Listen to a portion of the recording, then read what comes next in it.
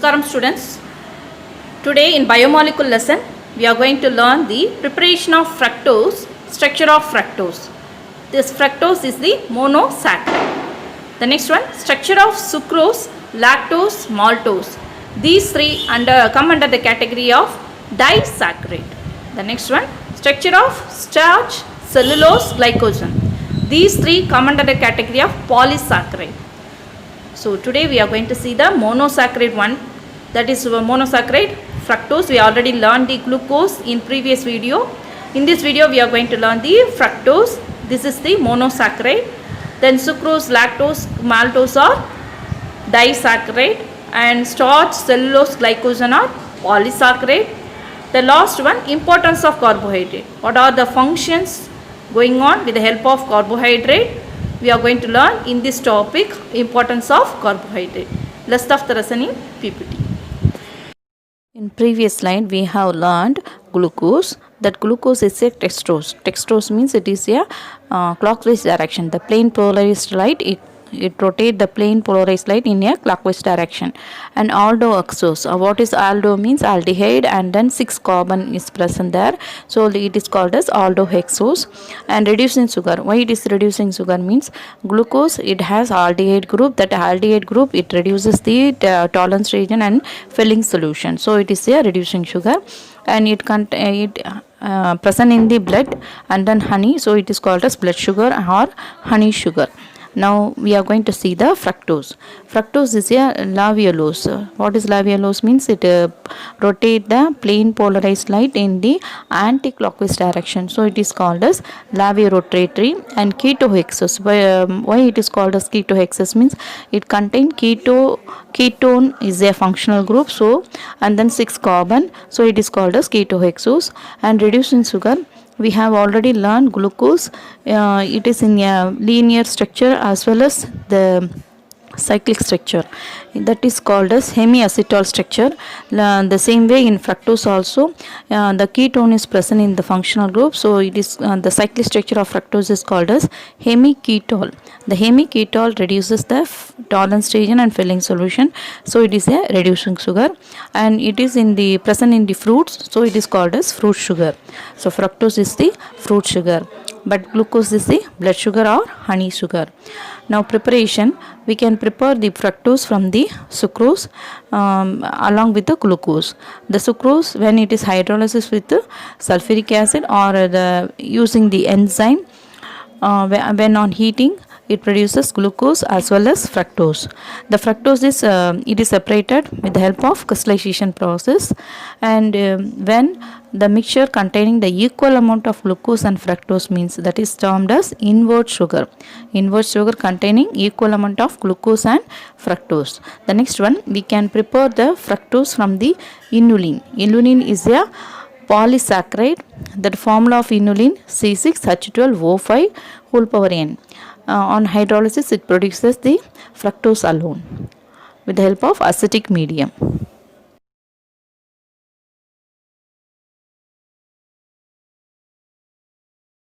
In this fructose structure, it contains 6 carbon, so that 6 carbon means hexa, and single bond is present, so ene. The double bond between the carbon and oxygen is not considered.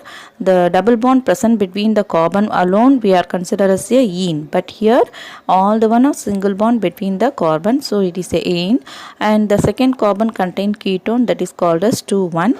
And then the first carbon, third, fourth, fifth and sixth, they contain hydroxy, so 1, 3, 4, 5, 6 pentahydroxy hexa 2,1. And then the 3, 4, 5, the 3 carbon are asymmetric carbon. What is asymmetric carbon means? Chiral carbon. They around the carbon we have different groups, so that it is called as chiral group or asymmetric carbon. Then structure of fructose. We have so many sugar. In that sugar, the fructose is the very sweetest one, and the fructose is soluble in water. And during the Muta rotation, the fructose has the specific rotation minus 133 degree, that is changes to minus 92 degree at equilibrium. Now we are going to confirm the structure of fructose by the evidence. The first one is elemental analysis and molecular weight. Through this we can confirm that the molecular formula is C6H12O6. That is, in molecular weight we confirm that it has 6 carbon and 12 hydrogen and 6 oxygen.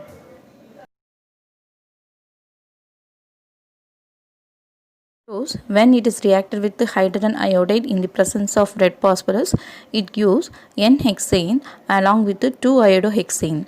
Then it tells that it has the 6 carbon, they are in the straight chain. Then the third evidence is when the fructose it is reacted with hydroxylamine, it gives ketooxime. In glucose, the hydroxylamine it gives aldooxime, but in the fructose it gives ketooxime. And the fructose when it reacts with the hydrogen cyanide, it gives cyanohydrin. We have already learned in glucose. Now from this equation, these two equations, we are going to confirm that the presence of carbonyl group in the fructose. Then fourth one, when the fructose it is reacted with the acetic anhydride in the presence of pyridine, it form pentaacetate. Through that pentaacetate, we are going to confirm that there is 5 hydroxyl group, it is presented in fructose molecule. Then fifth evidence, the fructose it is not oxidized by bromine water, but glucose it is oxidized by bromine water. We have already done. Through that we confirmed that in glucose we have it contains aldehyde group, but fructose it is not oxidized by bromine water, so that we are going to confirm the aldehyde group is not present in the fructose.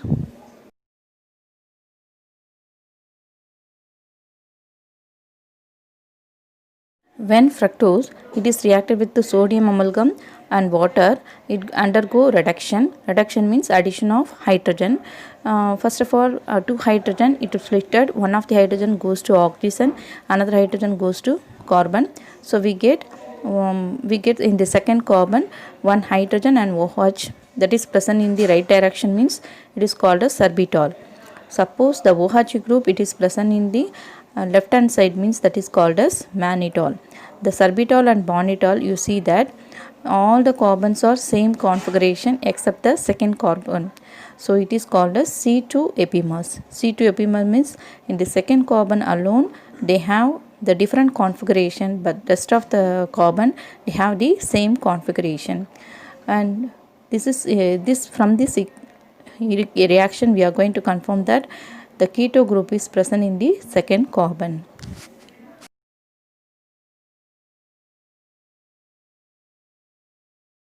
Fructose when it reacts with the concentrated nitric acid, it undergo reduction. The bond breaking between the second carbon and third carbon will occur.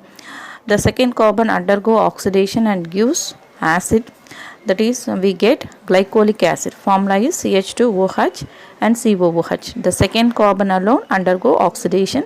The first carbon what it has, it gives like that. Then third to sixth carbon, the third carbon and sixth carbon undergo oxidation, so we get the acid group in third and sixth carbon. The fourth and fifth acid is we are having that compound is called as tartaric acid.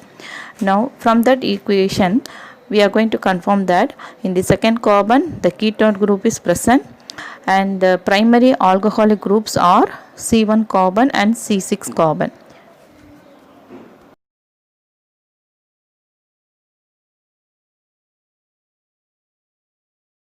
Like glucose, the fructose also forming the cyclic structure. In glucose, it is a 6-membered ring, but in fructose, it is a 5-membered ring. It is like a furon. The furon structure is given in the right hand side. Likewise, we are going to get the cyclic structure of fructose. Now see the center linear structure of fructose. Here 6 carbon I indicated in red color. The second carbon containing ketone, that carbon have a link with the fifth carbon, so that we get a ring structure. 2 type of ring structure we are going to get. One is alpha D fructose, another one is beta D fructose. In alpha D fructose, what number we indicate in linear structure, that one indicated in ring structure also. Please see the number. The first carbon in the linear CH2OH. The second carbon, it has the link with the fifth carbon. So in ring structure also, the second carbon have a link with the fifth carbon, and in that one the alpha D fructose means in the C2 carbon the OH group it is pointing down means it is called as alpha. In C2 carbon the OH group is pointing upward means it is called as beta. Likewise we can differentiate these two, alpha and beta.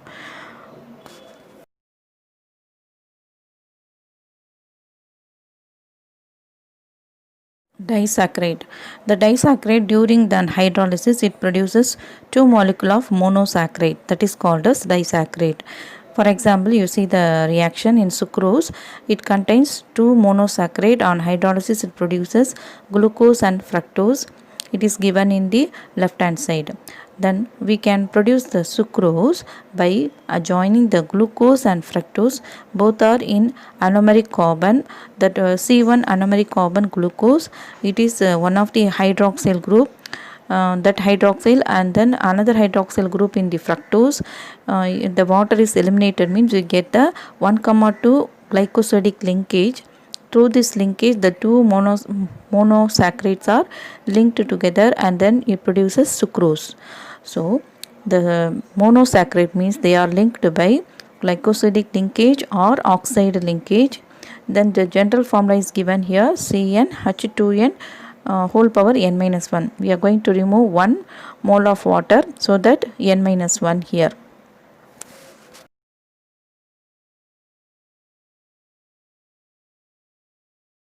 Sucrose is called as a table sugar. It is obtained by when the glucose and fructose undergo dehydration, it produces the sucrose molecule. Then the honeybees, we obtain the sucrose from the sugar cane and sugar beets, and honeybees they have enzyme called invertase.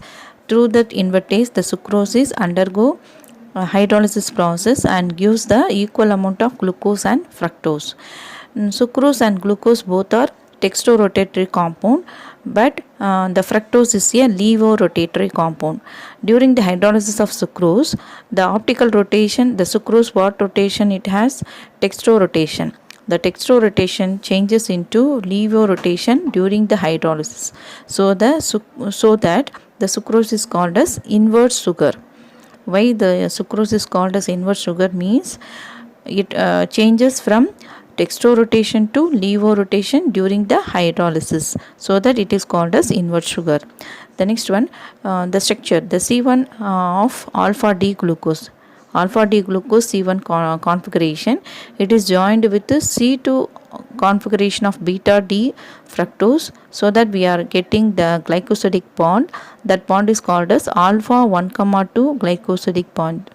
Please refer the structure. In that one, alpha D glucose, the first carbon in red color, the OH group, then the second carbon in the fructose, it is present in the right hand side.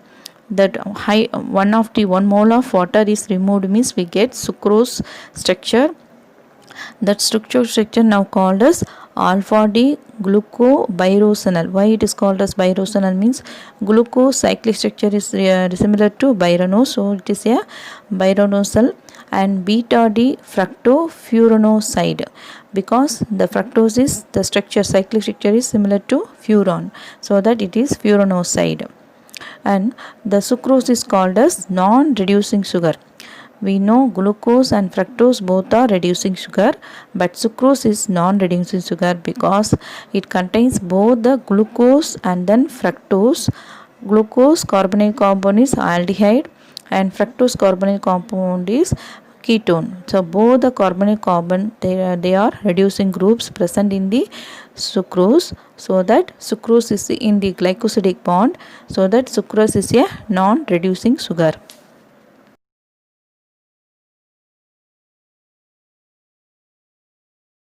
Lactose, it is present in the milk, so that it is called as milk sugar. On hydrolysis it yields galactose and then glucose. So we derive the lactose structure from the beta D galactose and beta D glucose.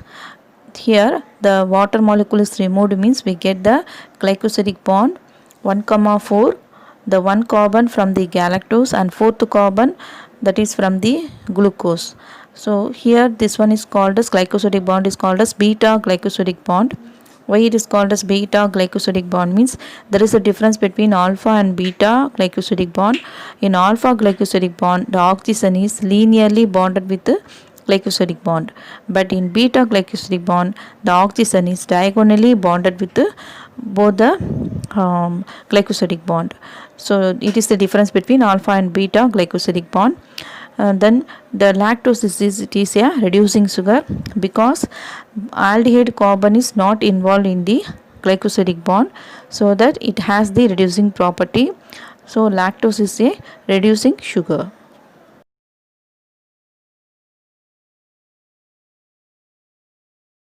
Maltose, we get the maltose from the malt, so that it is called as malt sugar. The malt we are getting from the sprouting barley. It is the major energy source of maltose, and then during the digestion of starch with the help of enzyme alpha amylase we can get the maltose. And maltose it contains two molecules of alpha D glucose. When the alpha D glucose they are joined during the dehydration, the first carbon and then fourth carbon, first carbon in the one alpha glucose and fourth carbon from the another alpha glucose, the removal of water we get the maltose structure. The two glucose molecule they are linked with the alpha 1,4 glycosidic bond. We get the alpha 1,4 glycosidic bond with the C1 carbon of one glucose and C4 carbon of another glucose. Here the C1 carbon of one glucose they containing aldehyde group, and then another glucose the fourth carbon never contain the aldehyde group, so one of the carbon they has the carbonyl group. So it is act as a, which one, the maltose is act as a reducing sugar.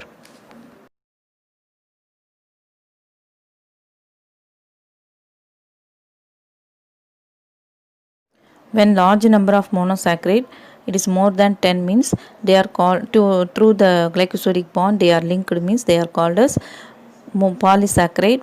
And polysaccharide they do not have the sweet taste, so they are called as non-sugar, and they form linear as well as branched chain molecules. Polysaccharide they are classified into two types. One is homo means same, so same type of molecular monosaccharide they are linked by glycosidic bond means they are called as homopolysaccharide. And then more than one type they are linked by glycosidic bond, they are called as heteropolysaccharide. For example, for homopolysaccharide starch, cellulose, glycogen, and heteropolysaccharide hyaluronic acid and heparin.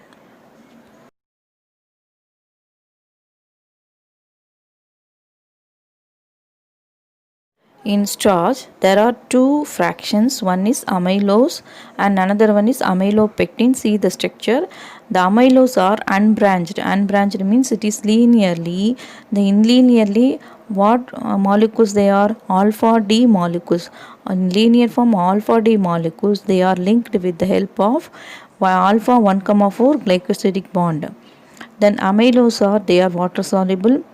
In starch they contain 20% amylose, and these amylose are unbranched and linear, we have already know. And amylose they gives blue color when the starch is reacted with the iodine solution. Now amylopectin, the amylopectin not like a amylose. What is the difference between amylose and amylopectin means that amylopectin is a branched one. Linearly it has 10,000 alpha D glucose, and also the branches it is where the branches is means it is alpha 1,6. The first carbon and sixth carbon they are linked in the branches. It possesses 24 to 30 glucose molecules, and in starch it 80% of amylopectin it has, and also the amylopectin is a water insoluble one. During the reaction with iodine, the amylopectin it gives purple color. Then we can say that what is starch means it is a polymer of alpha D glucose, because The amylose also alpha D glucose is present. In amylopectin also the alpha D glucose present in a linear polymer chain. The linear polymer chain means amylose, and branched polymer chain means it is a amylopectin. So that starch is a polymer of alpha D glucose, and also the starch is used as a energy storage in the plants. We can get the starch from potatoes, corn, wheat and rice are the rich source of starch.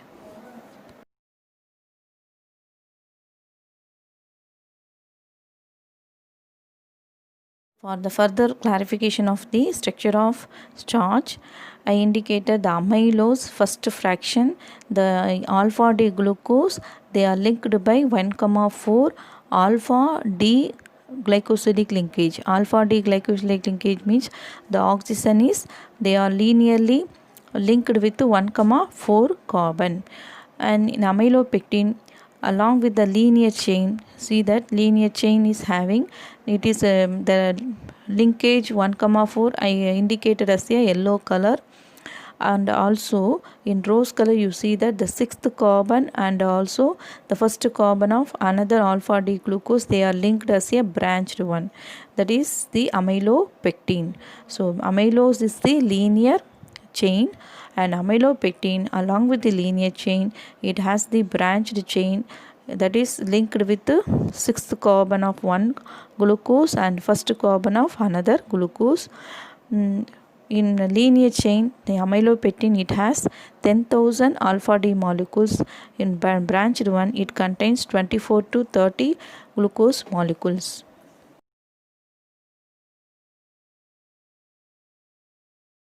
Cellulose, it is mostly present in the plant cell wall, and cotton, it is a purest form of cellulose, and cellulose is a polysaccharide and straight chain.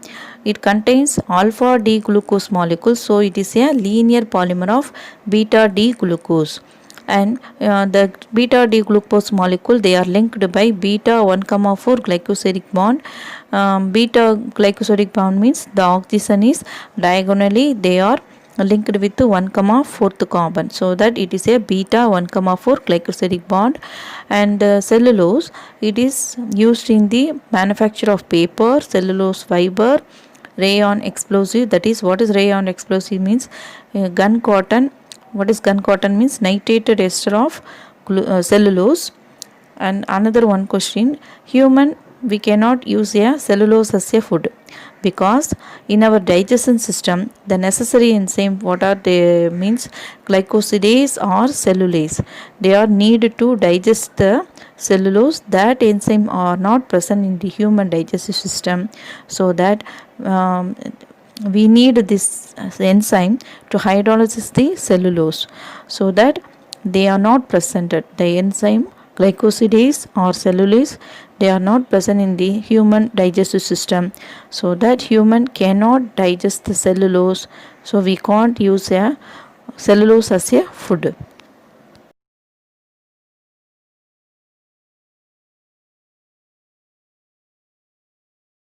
In plant, the energy storage is called as starch, but in animal, the energy storage is happen in the glycogen. So glycogen is called as animal starch. It is a polysaccharide, so it is called as storage polysaccharide of animal. During the hydrolysis, it gives glucose molecule, and glycogen, they resembles the amylopectin. And amylopectin, we are having branches, along with the linear we have branches. But what is the difference between glycogen and amylopectin means glycogen, it has more branching when compared to the amylopectin. In amylopectin, we have 24 to 30 glucose unit. In glycogen, the branching occurs every 8 to 14 glucose unit. So it is a branched polymer of alpha D glucose. The excessive glucose that in our body, that is stored in the form of glycogen. Now, importance of carbohydrate. In carbohydrate, the carbohydrate are the energy sources for the plant and animal. In plant, it is the starch. In animal, it is the glycogen, and also they are act as a structural polymer. And the second important is, in the body, and now only I told that the energy storage for plant is starch and the energy storage for animal is glycogen. Then third one, cellulose. Cellulose is the primary component of plant cell wall, and these cellulose we are used to make the paper, furniture and cloth. And then the instant energy, we have to get the instant energy from the glucose. Whenever we need energy means that energy is provided with help of glucose only. And fifth uses, ribose sugar. It is the one of the primary component of nucleic acid. A modified carbohydrate, they act as a shock absorber and also lubricant. For example, hyaluronate, in bracket they given us glycose aminoglycans. It is a modified carbohydrate.